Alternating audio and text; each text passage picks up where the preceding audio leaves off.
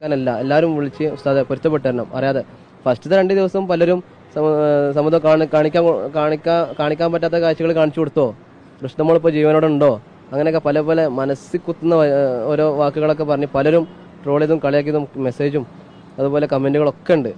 അതൊക്കെ വല്ലാതെ വേദനിപ്പിച്ചാണ്. കേസും പരാതിയൊന്നും ഇല്ല ഇപ്പോൾ.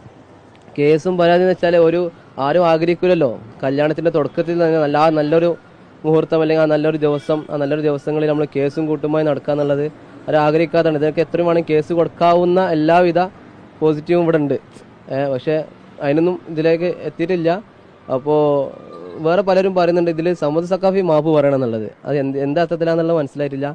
ഏതായാലും ഞാനുമായി ബന്ധപ്പെട്ട എന്ത് വിഷയത്തിലും ആർക്കെങ്കിലും വല്ല ബുദ്ധിമുട്ട് വന്നിട്ടുണ്ടെങ്കിൽ ഞാൻ മാപ്പ് പറയാൻ തയ്യാറാണ്. പിന്നെ ഈ ഒരുപാട് ആളുകൾ എനിക്ക് വിളിച്ചിട്ടും മെസ്സേജ് അയച്ചിട്ടും ഒക്കെ പൊരുത്തം ചോദിച്ചിട്ടുണ്ട്. എല്ലാവർക്കും പൊരുത്തപ്പെട്ട് കൊടുത്തിരിക്കുകയാണ്.